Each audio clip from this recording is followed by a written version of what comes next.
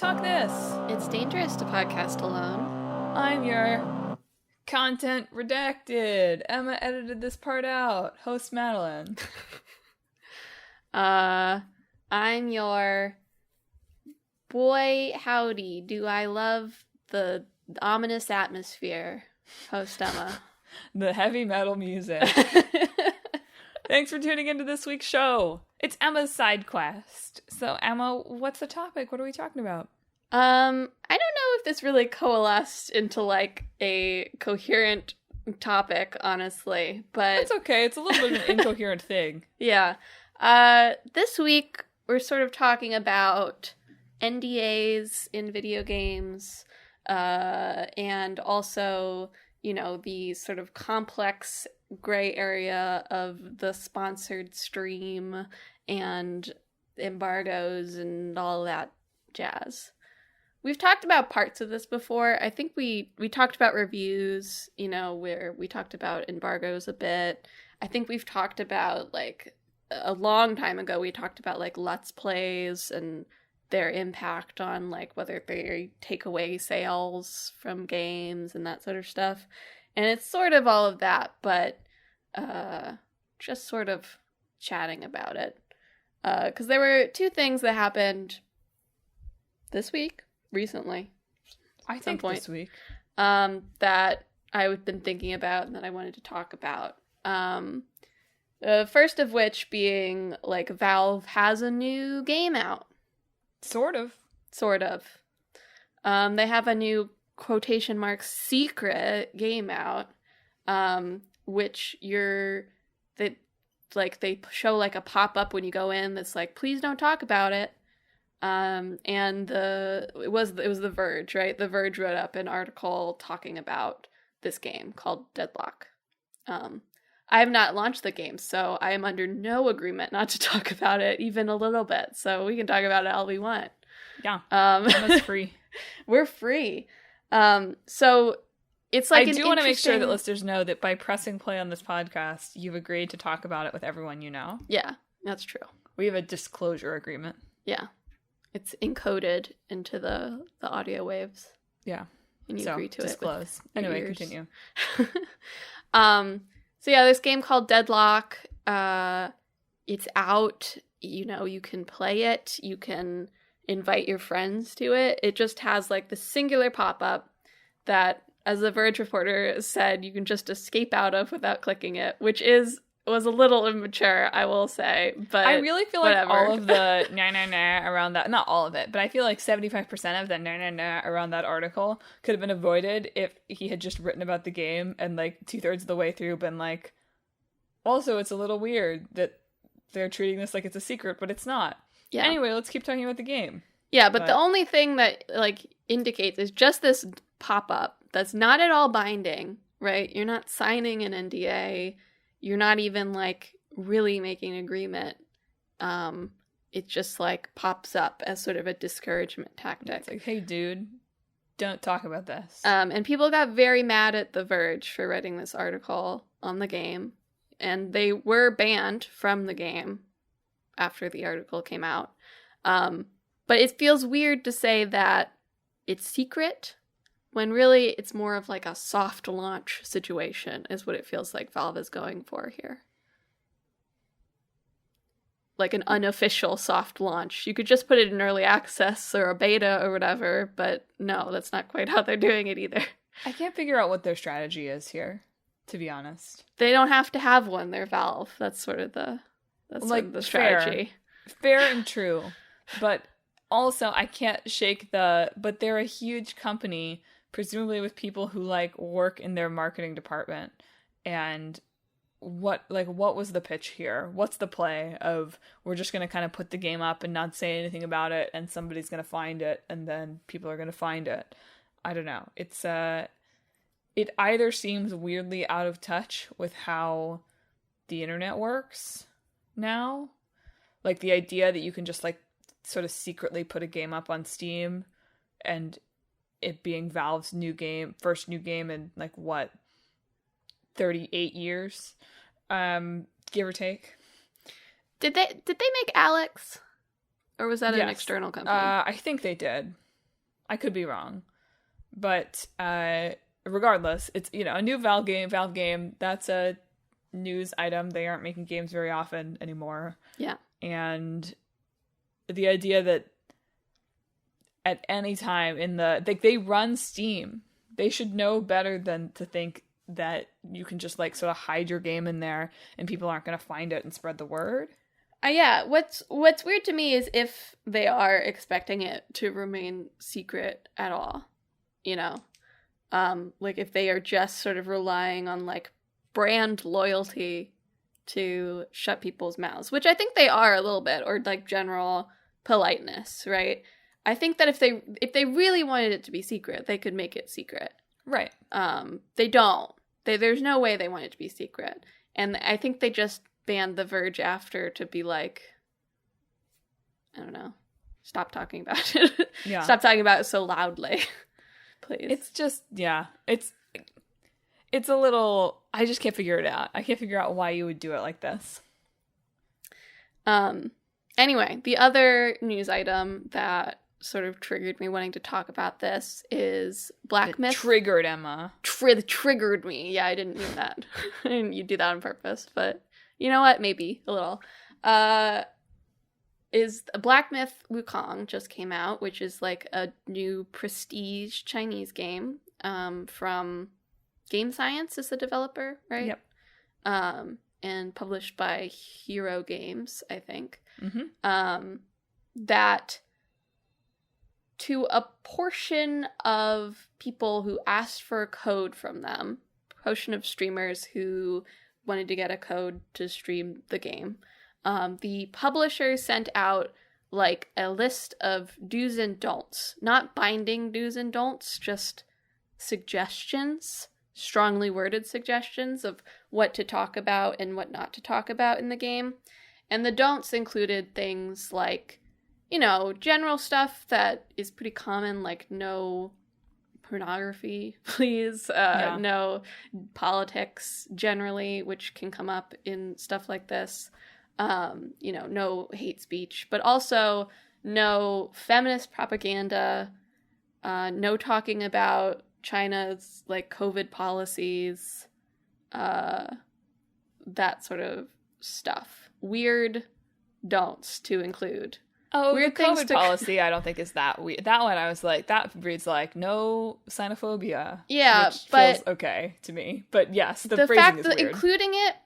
including it, like why would that come up? Right? By including it, you encourage people to talk about it. No, that is very fair. Yeah, that's weird. And the context of this is there was an IGN piece that came out several months ago now, in the lead up to its release, that Game Science has, and these lists, they came from the publisher, it seems like, for what it's worth. But Game Science's staff have a history of just sort of general anti-feminist sentiments. Bro-y bad jokes.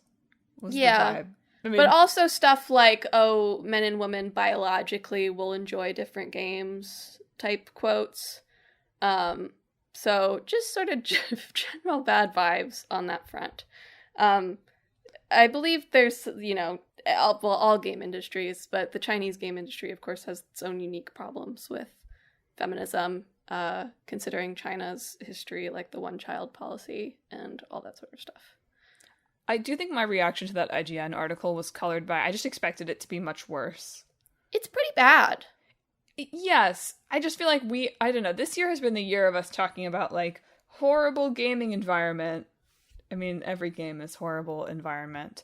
If they had women there, I'm sure it would be. No, I think they do. Fair.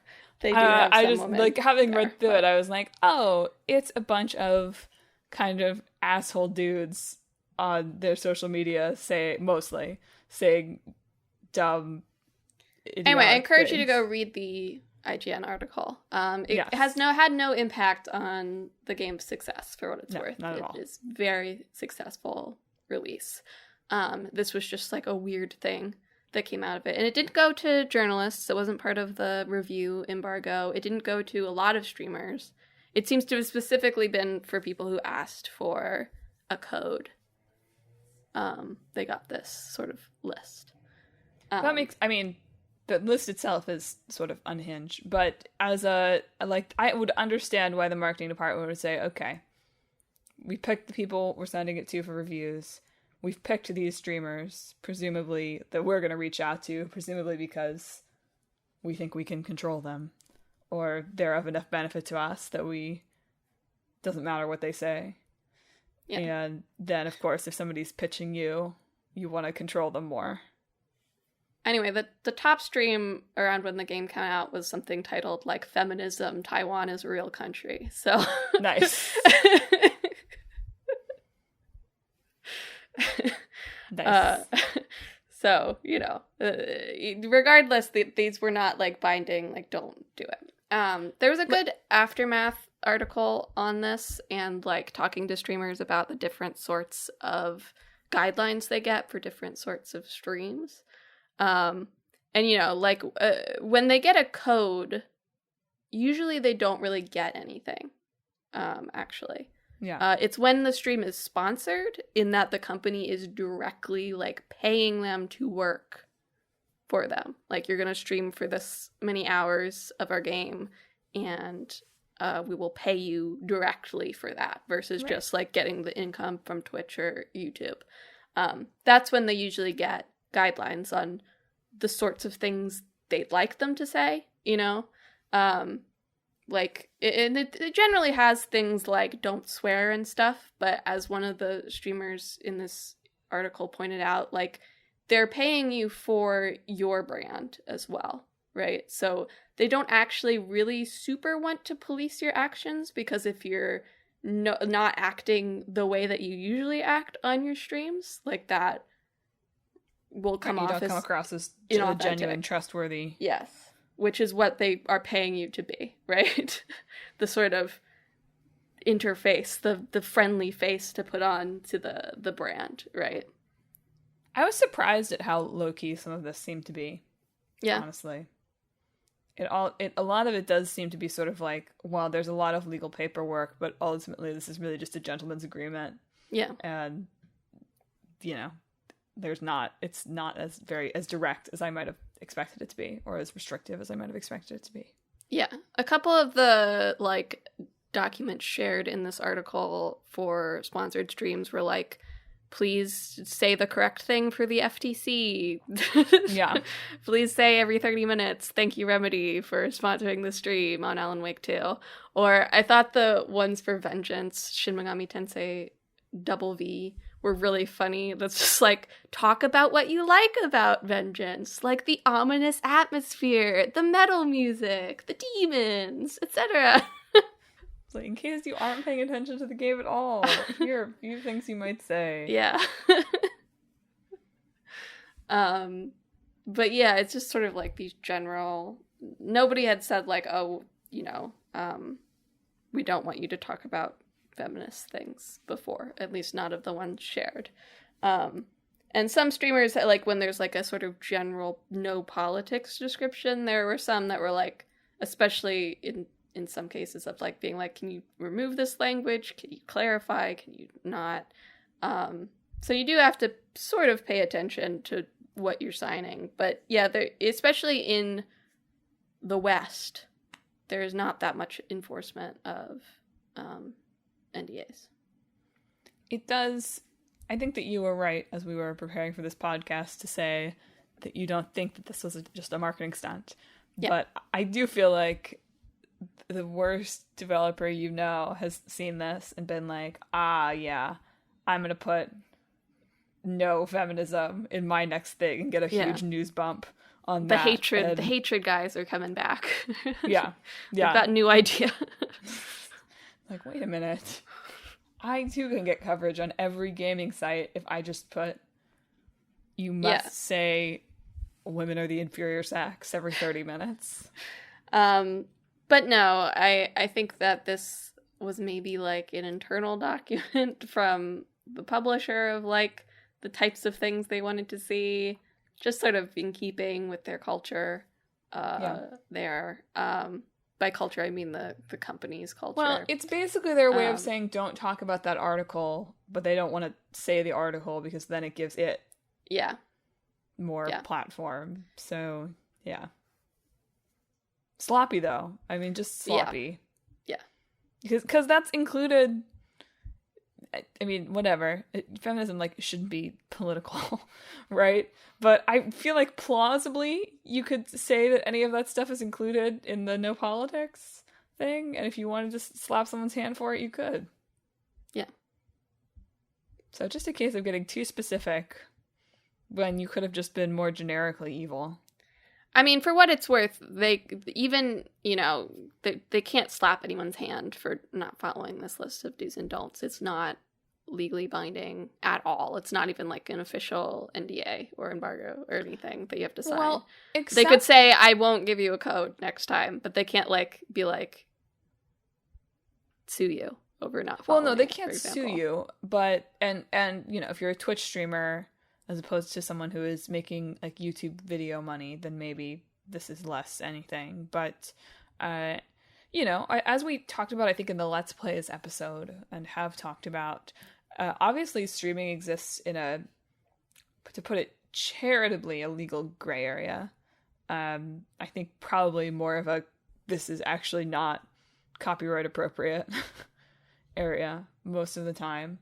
And so, of course, even if you haven't signed something, if the publisher isn't happy with what you're doing, it does sort of feel like there's an opportunity for them to try to... I mean, you'd get bad press for this, too, so not to say it would happen, but there's always the opportunity to get copyright struck and pull it that way. So there's a balance of power here, even when there's not a contractual relationship. Yeah. I'd be curious about how that works exactly. Like, can you as a company be like, this particular one stream, actually, I don't think it follows copyright? Or my does understanding it is that apply more generally no matter what? My understanding is that the YouTube copyright strike system sucks. Yes. Yeah, so I do feel like on YouTube you could probably do that, and who would stop you? Who could stop you? Fair enough. I could do that. You could be like, Madelyn. You're right, you could. Yeah, you could we pretend. don't like this stream. Put in a strike. I think the industry has sort of crossed the general threshold on that, though. I was reflecting, there was this one game developer piece from like 2017 on streaming and fair use. And, it has a picture of Persona 5 at the top. And that reminded me that when Persona 5 came out, they had very strict wording on like what you were allowed to stream from that, which was like up to July in the calendar of Persona, which is like less than halfway through the game. Yeah, basically. couple dungeons. And like they were like, don't show the boss fights at the end of dungeons even, like don't really talk about what happens in Yusuke's plotline, like lots and lots of stuff that they didn't walk back until like 6 months later, where they were like, you can go up to like November now. And now they've sort of lifted it entirely. And to sort of compare that, that sort of, they didn't really enforce it on Western streams from what I remember. It was more like if you're a Japanese VTuber from HoloLive, for example, you are like contractually obligated to really follow those strictly, right? But just to compare it to their latest release, which is Shin Megami Tensei 5 Vengeance, they're like, after 10 days, you can stream up to the ending. Like, give the game 10 days to be out, and then you can stream whatever you want. And before that, you can stream... I don't think I'm even to the point where they cut off the streaming yet. Uh-huh. So it's pretty far in. So you'd really have to be streaming that game to get up to the ending within, like, 10 days of its release. And also, they had tons of sponsored streams for that on the day that it came out. I remember seeing them. And we talked about, the ominous atmosphere. I'll make sure to talk about in that 2 weeks how much I love the ominous atmosphere. Please talk about the ominous atmosphere. The metal music. The metal music. And so it's just very interesting to see like that sort of total 180 on the approach to dealing with content creators and Let's Players and streamers of the game. That I think Atlas is a really good case study of how the industry attitude has changed. I mean, just complete. I don't even remember when we were doing the Let's Play. It was a while ago. So I mean, it's just been like a complete shift. Not that shift couldn't change at any point. That's the thing. At any point, the decision can be made that like, oh, just kidding. The thing is actually paper posters on the street, and like that's it. That's what we're doing. I mean, who knows how long YouTube and Twitch will continue to last. Are YouTube and Twitch Uber? You know what I mean? Like Uber is going to collapse eventually, right? YouTube has to be making money. They've been around long enough, but Twitch, I believe is still not making money. Right. I don't know about YouTube. When will Jeff decide he's out? But you did post a really interesting article about like the general direct game sales of like sponsored streams and how like doesn't really have very much impact on that. Yes, the Kellogg School of Business at Northwestern, which that's a name I recognize, so I'm pretty sure that Kellogg is a like recognizable business school. Northwestern is certainly a school, but I'm pretty sure that's like they know stuff. So like people are spending a lot on influencer marketing, right? And look, they talk in the beginning about EA and Activision sometimes spend $50,000 an hour for Twitch's top streamers. And like, you know what? They probably get a return on investment in those. That's my guess. If you're like paying for, I don't know, whatever. I don't really engage with any of this stuff, but maybe not Mr. Beast now. Not that he even does. If you're like Mr. Beast, who is the streamer that like Sega hired to be like their like a Dragon 8 guy who doesn't even play the games or whatever? Yeah, that guy. That one was weird. That was a weird choice, I felt like. Anyway, I have no if idea you're paying someone who thinks that they can get you to pay $50,000 an hour and you're willing to pay $50,000 an hour, that person has the kind of following where I'll bet you're getting a return on investment. Just because, like, these mega streamers still have some taste-making ability. So, putting that aside, maybe not. So they did this study, right? This of the top 60,000 streamers on Twitch in the second half of 2021. Big time for Twitch, I imagine. 2021, still in our sort of like we're all watching more stuff than usual era. I do wonder what the top 60,000, like who's the 60,000 streamer, right? Like how many subscribers does that person have? And how many of these top 60,000 are people who are getting paid? Like that would be interesting. How many people are actually getting paid to do this? But let's not worry about that.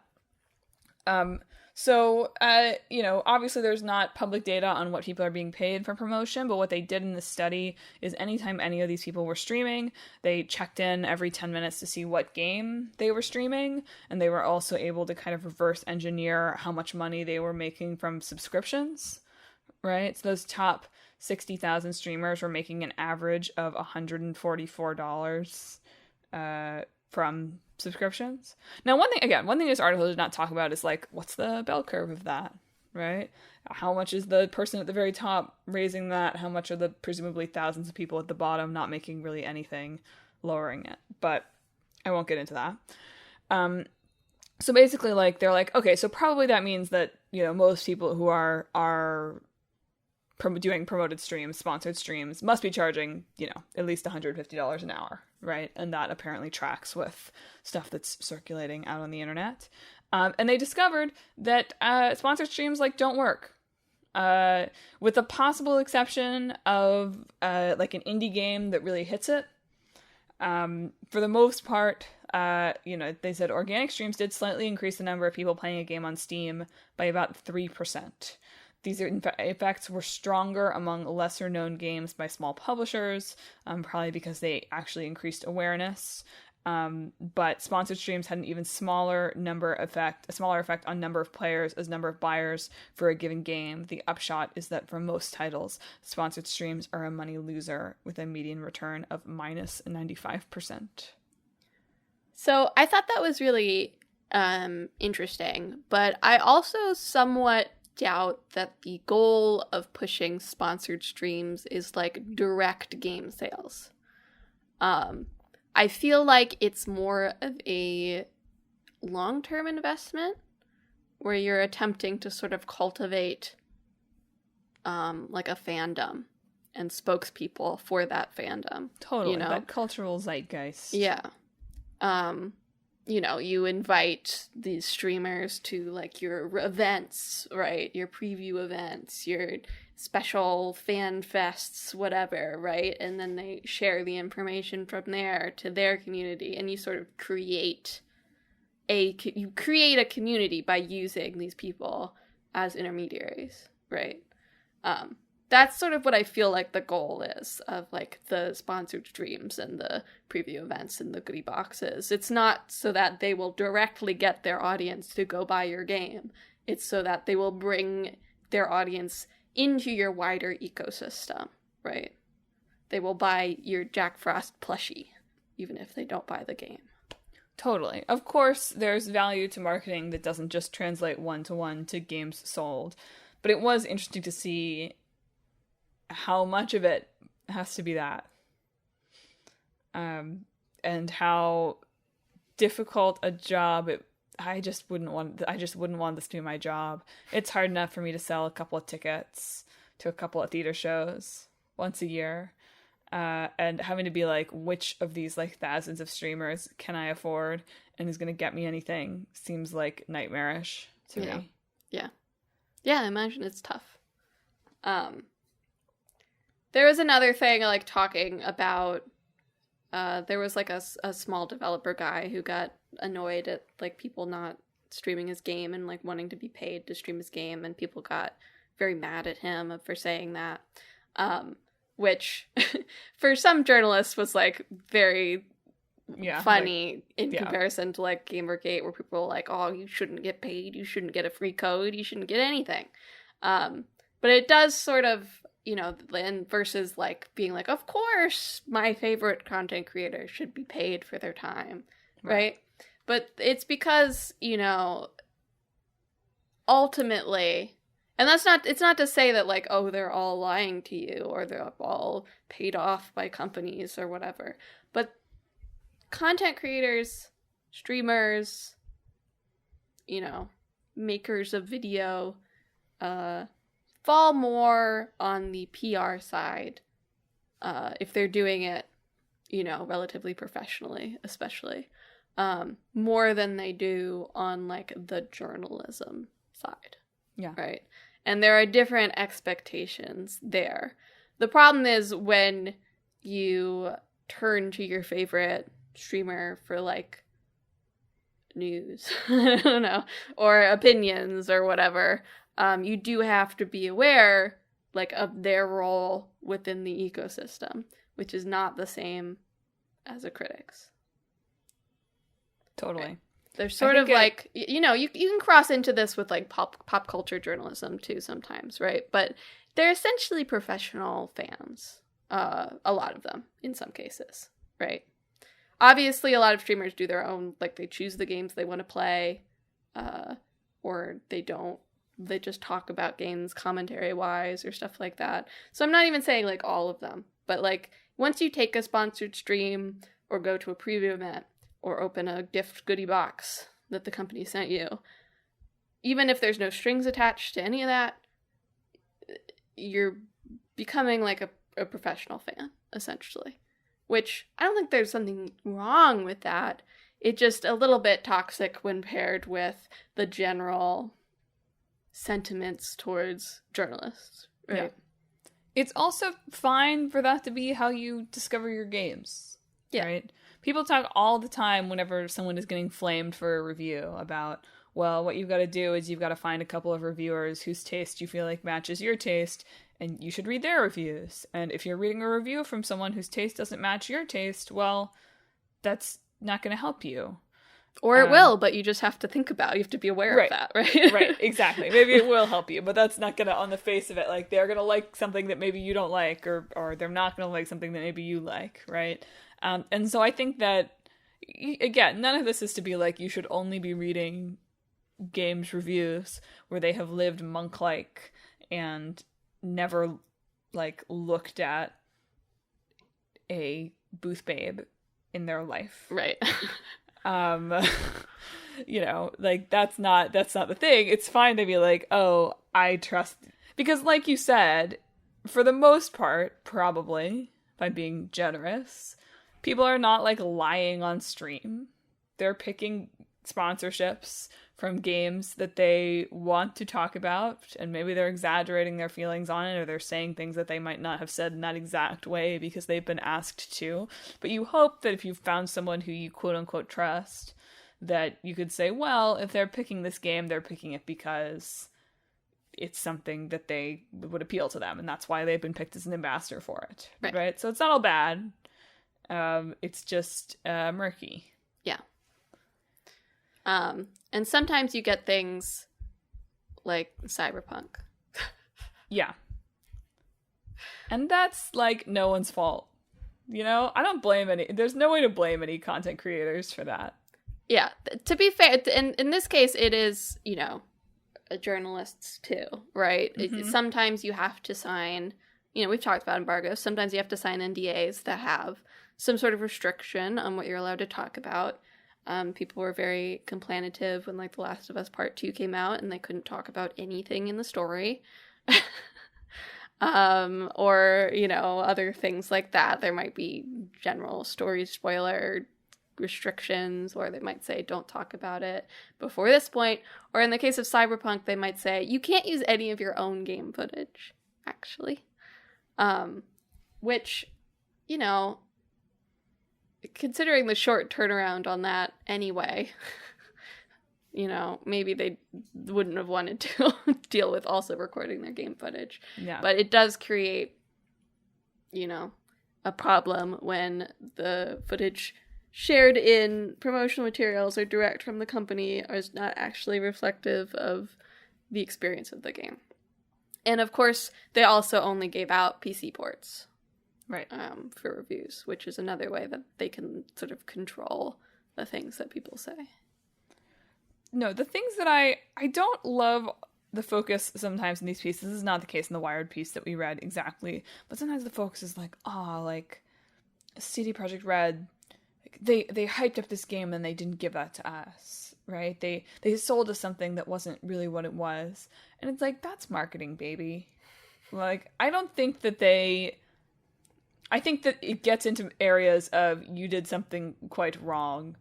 I mean, you know, there's such a thing as there's restrictions on, like, false marketing. Of course. They did pull Cyberpunk from the PlayStation Store around when it released. So, like, there was problems there that they were not disclosing that got into murky area, I think. Sure. I just mean to say that from my perspective, it's the marketing department's, that's the marketing department's job, probably, in many ways, especially when you have a game that is as messy as that, is to say, let me push as close as I can to lying to you in order to show you the game looking as best as it can and describing it in the most hyperbolic terms. Like, that's their job, and they did a good job of that. And where, to me, it obviously starts to become the problem is when they are actively hiding things from journalists, from streamers, from whatever. That's like, I'm just not interested in the stuff that's like, oh, they lied to us. No, they didn't lie to you. They lied to the reviewers. Yeah. All marketing is lying. Yeah, but there's levels. I know. Right? If you give the device that hugs you, you know, you buy the hugger and it chokes you to death. It did hug you, but I still feel like that counts as lying.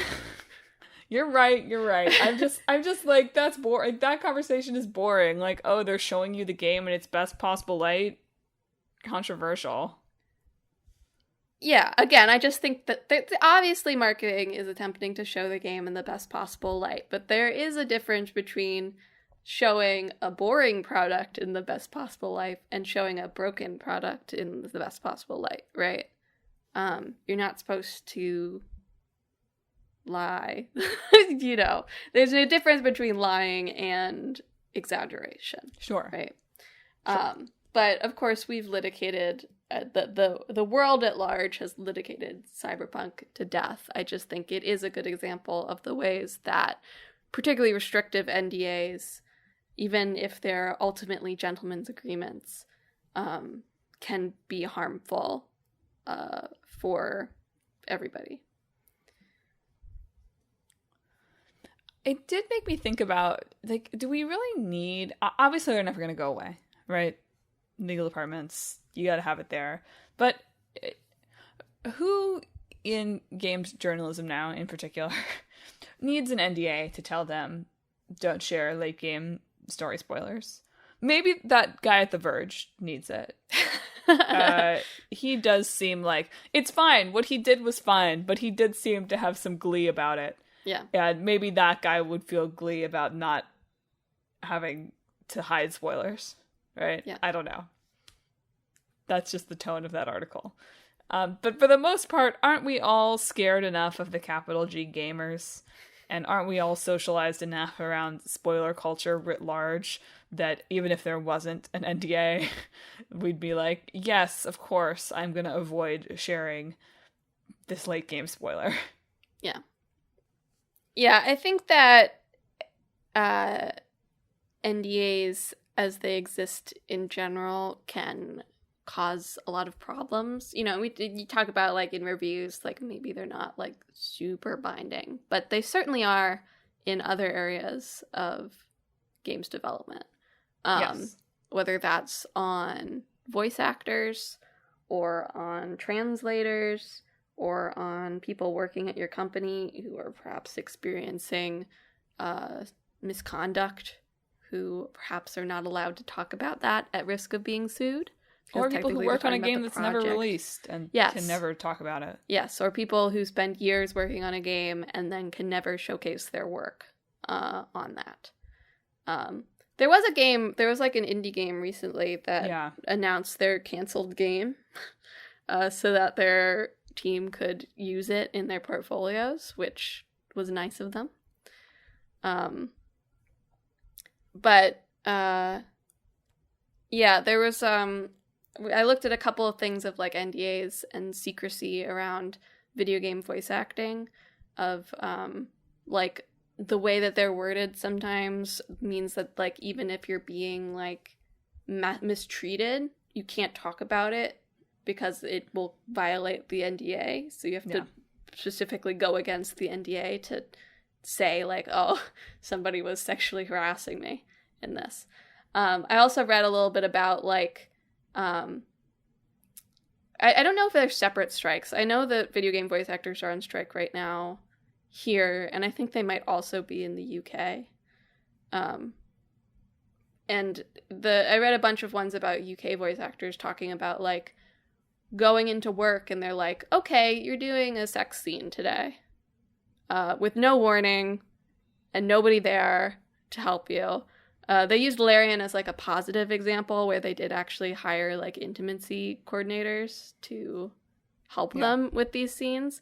But there's just as many cases where you might go in and be asked to perform a sex scene or even a sexual assault scene with no warning and no support. Because the general way that video game voice acting works is, like, you don't know anything. They don't tell you. You go in and you do your lines, and you might be just as surprised about the story when the game comes out. Which, I mean, does that work like that anywhere else, where you might end up hired for a job where you have to do something that you're uncomfortable with without any sort of prior warning on that? Like at Marvel, maybe. Not uncomfortable, Not that, but, like... when Marvel puts in a sex scene, that'll be crazy. You're right. I don't mean that, but what was coming to mind to me is they're filming fake scenes, so even the actors don't know what the story is. Right, yeah. That's obviously not the same as, like, you're coming in and, I don't know, to downscale it a little bit, like, you're being asked to scream for 3 hours straight. Yeah. Without any warning, right? I'm sure that it still happens on certain film sets, depending on who the director is and how famous they are, right? Yeah. So I'm sure that that's still there, but there's definitely more protections for that. But would you ever, for film, like, get your script the day you start shooting?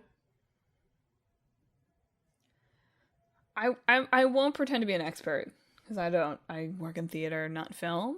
Right. I certainly could imagine that, I know that people are doing rewrites. Oh, sure. All the time. Yeah. So certainly something new could come in and be like, here it is. So maybe. But not, like, in games. Because you have to be you have to at least be able to fake being memorized, right? On film. So, not in the same way. I don't think. Yeah, it's crazy how game actors are treated.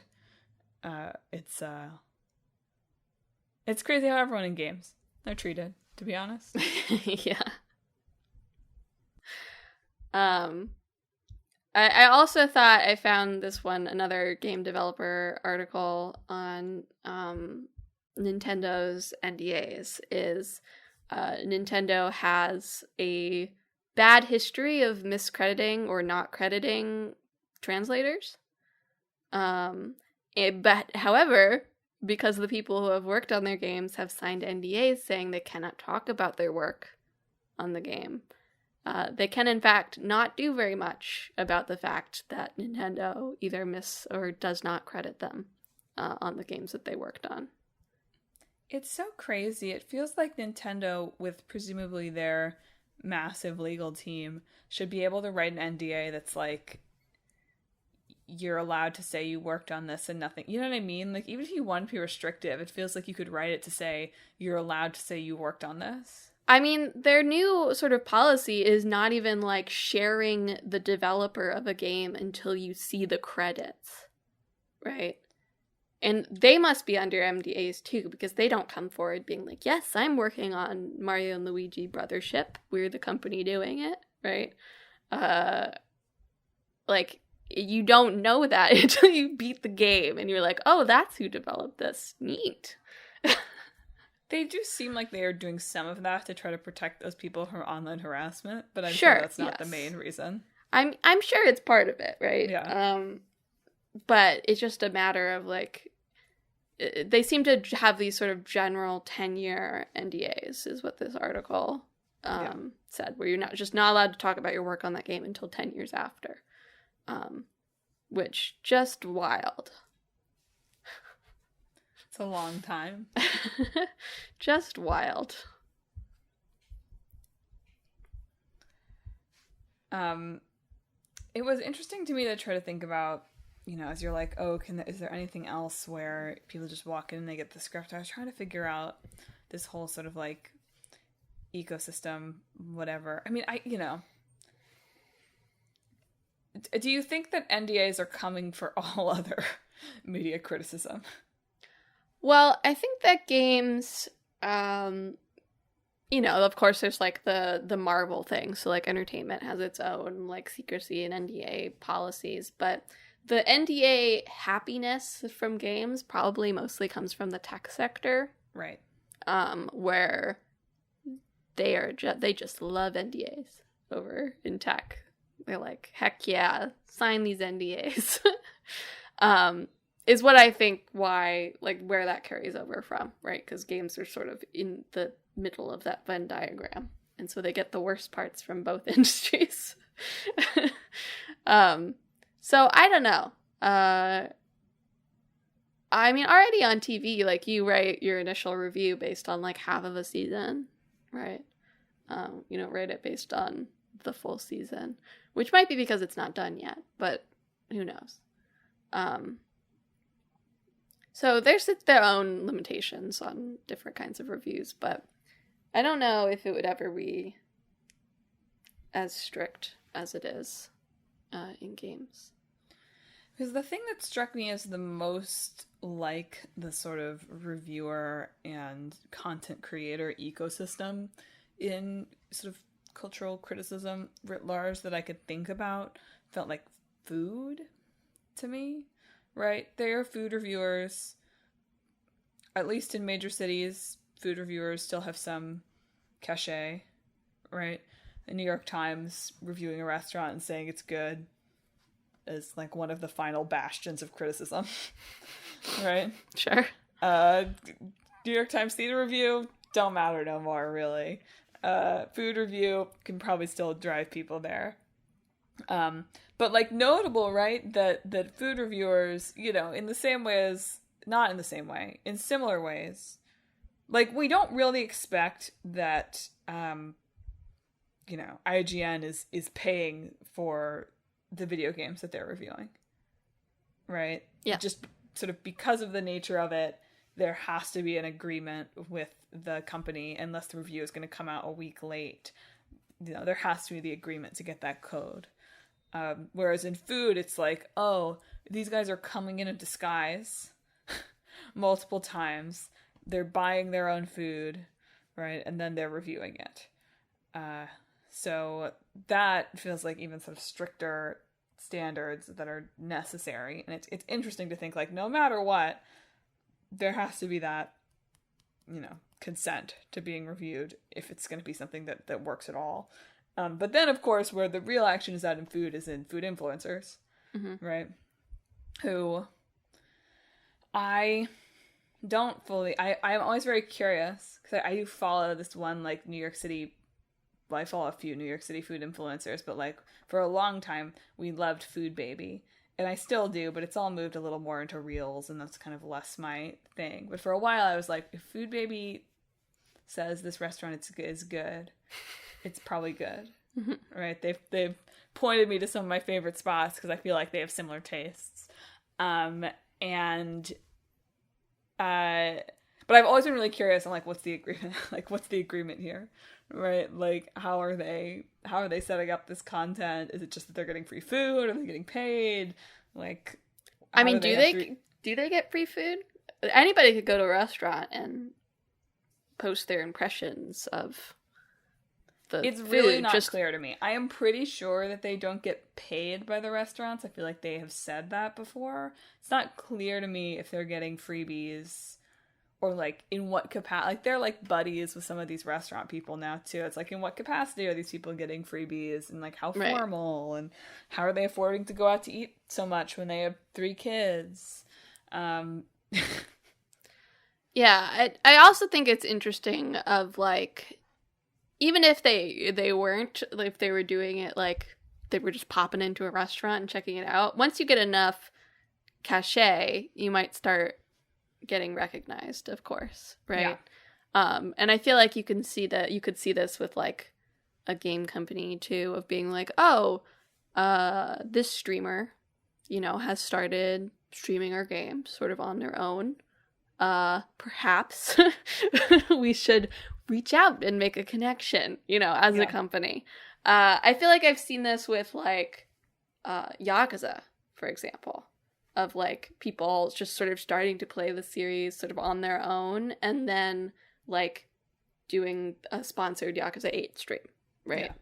Yeah.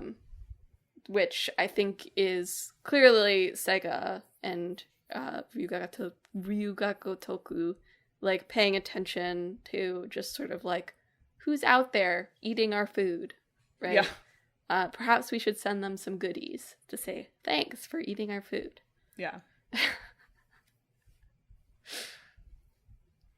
But it's interesting to me that in like different critical disciplines, like when are we expected to pay for it and when are we not? Mm-hmm. Right? The idea that a theater critic would pay for their own ticket is silly, right? Of course they're not.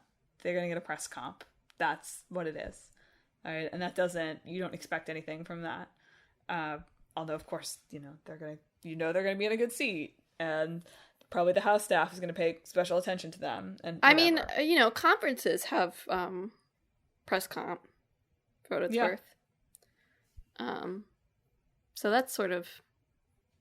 I wouldn't expect someone to pay for their own GDC ticket if they're covering it, But it was interesting, though, because IGN was like, we won't accept housing or travel. we insist on paying for that. And I was like, that's an interesting line to draw. I would still expect IGN to pay for it. IGN, they say that clearly. They're like, Yeah. we pay for this. But it's interesting. It's interesting to me. I was like, it wouldn't have occurred to me that accepting, like, the conference paying for an airplane ticket is something that you wanted to draw the line on. Yeah. I understand the housing a little more, potentially, in certain situations of, like, if they're going to give you the Pokemon suite, like, maybe that's going to impact how you feel about it. Yeah. Right? Yeah, I think those are just two areas where it would be easy for a company to perhaps pay for some bonuses, you know, Sure. without expectation. But, like,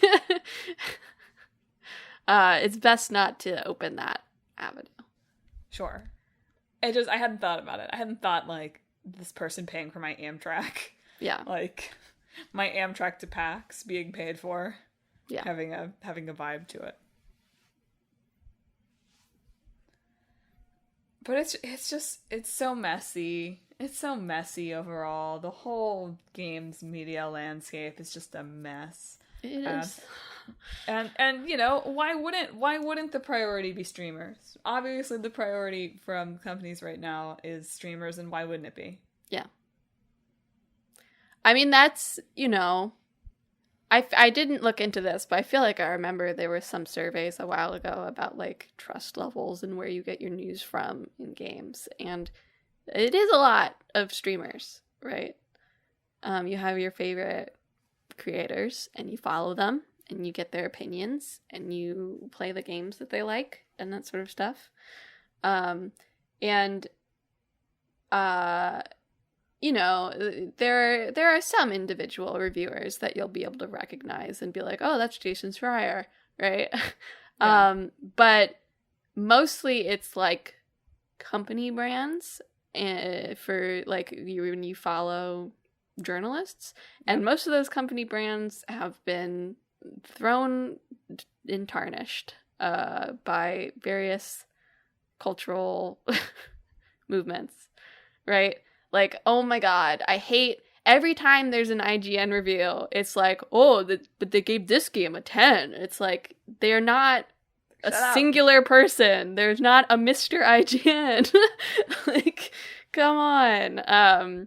You know, and that's not even getting into, like, Kotaku and the mess that is the brand of Kotaku. And so it's easier to be like, oh, people like this streamer, you know, they have a face, right? Parasocial, that sort of stuff. Well, why wouldn't you want the control? Yeah. Right? Like, if you could have the control, why wouldn't you want the control? Yeah. Until there's a backlash against that, a bigger backlash against it than there is right now, it just sort of feels like, well, why would you roll the dice on a reviewer? Yeah. I mean, you have to, because you have to, but why wouldn't you be putting most of your attention toward people that you're pretty confident are going to like the game and who you can guide on how you want them to talk about the game? I mean, I'm worried that eventually they will be like, actually, we don't have to have reviews. Yeah. Because I think that will be bad. I think that will lead to more sort of murky areas like Cyberpunk, right? Of not wanting sort of not an uncontrolled opinion out there before a game is released, right? I prefer to just do my sponsored streams the day before the game comes out, right? Or whatever. Because of course, you know, with digital too, like, you can pre-order that game, like, right before it comes out, you know? If you want to. There doesn't have to be lead time anymore to get people to get their pre-orders in, really. They can sell it digitally and then sell a collector's edition a year after. Which is probably what I would do if I was a game company. That seems like the best way to do it, money-wise. But yeah, it's just like, I don't know. Well, it's a consequence of our loss of the monoculture, right? I was thinking about that as we were going through. I was like, well, like, okay, so streamers have sort of been really ascendant over the past, I mean, less than a decade, really, I think. Given, like, when did Twitch get big? When did this become, like, dominant? And so it's like, but before that, how did you find the person who you trusted? There weren't content creators in the same way, or they had to be really hyper local, I guess. Yeah, it's crazy to think about games marketing prior to the founding of YouTube as someone who was not exposed to it prior to the founding of YouTube. R.I.P. Game Informer. R.I.P.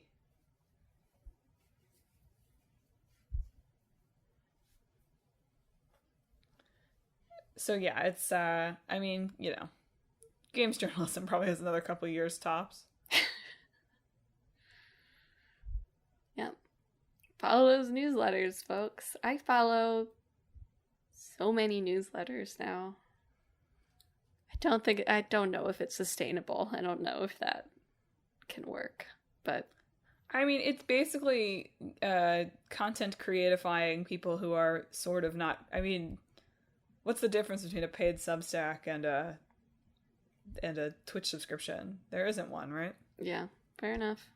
So they're ultimately just turning themselves into the other thing. Yeah. Well, any last thoughts? I'm glad we've come to no conclusions about this. No, I mean, what's the conclusion to have? I know. It's not gonna, there's no reason for it to change. And in many ways, the system works decently well as intended, right? There's just always the possibility of a cyberpunk. Yep. And there's always the possibility of a feminist propaganda. Yep. There's always the possibility of feminist propaganda. It could happen anywhere, at any time. No, I just think this whole system works because nobody is really enforcing the NDAs. And nobody is really testing the need to enforce the NDAs. You know what I mean? Yeah. Every once in a while, I was Googling about this. It's like, oh, somebody broke the NDA for something from EA and they took away all his games. Yeah. Right? I mean, leaks are a whole different thing. For what it's worth. Sure. People do get sued for those, but that feels like a situation in which an NDA is more... And people get mad at people for reporting on leaks, too. Right. So. We should talk separately about leaks. I know leaks were sort of initially part of this, and then it became like, that's too big.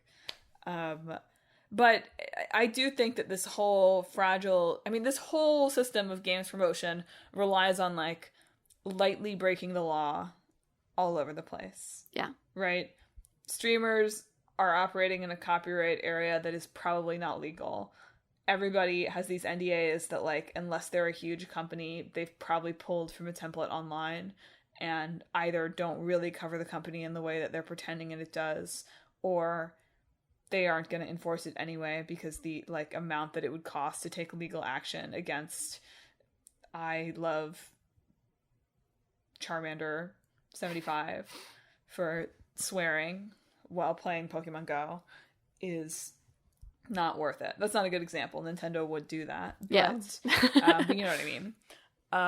And you know, it's just this whole sort of like, it's all quasi illegal and we're all benefiting from it, so it's fine. But when and if that bubble bursts, it will be very messy and very uncomfortable for everyone. Woohoo! Hooray! Woohoo! Next week, we're talking about something. Lunar, Silver Star, and the Exit 8. By the way. So look forward to that. I'm under NDA to not say anything about either of those games, which is good because I know a lot about both of them, and I would say a lot. Yeah. And then in 2 weeks, it's 6 weeks in gaming. I love the ominous atmosphere of Shin Megami Tensei 5 Vengeance, and I feel like the metal music really contributes. I love flushes. Yeah, look forward to that. Look forward to Madelyn plays Balatro live while recording the podcast. Give your spiel. Listeners, thanks for tuning in to another episode of Talk This. It's dangerous to podcast alone. If you enjoyed the show, you don't have to sign anything to follow us on social media. You probably do, actually. If you're not already on social media, there is probably a user agreement that you have to click on before you sign up. But you don't have to sign anything for Talk This, so you can follow us on Facebook, Twitter, Instagram, and YouTube at Talk This Podcast. You can also visit our website, www.talkthispodcast.com, where you can read all about the show, check out the games in the hat, and read our blog. But most importantly, you should subscribe so you never miss an episode. We're on Apple Podcasts, YouTube Podcasts, TuneIn, Spotify, Pandora Podcasts, online and on the app, Overcast, Pocket Casts, wherever you can find podcasts. Subscribe to Talk This. Madelyn is legally required to give that spiel every single time. Emma sponsors it. Yeah.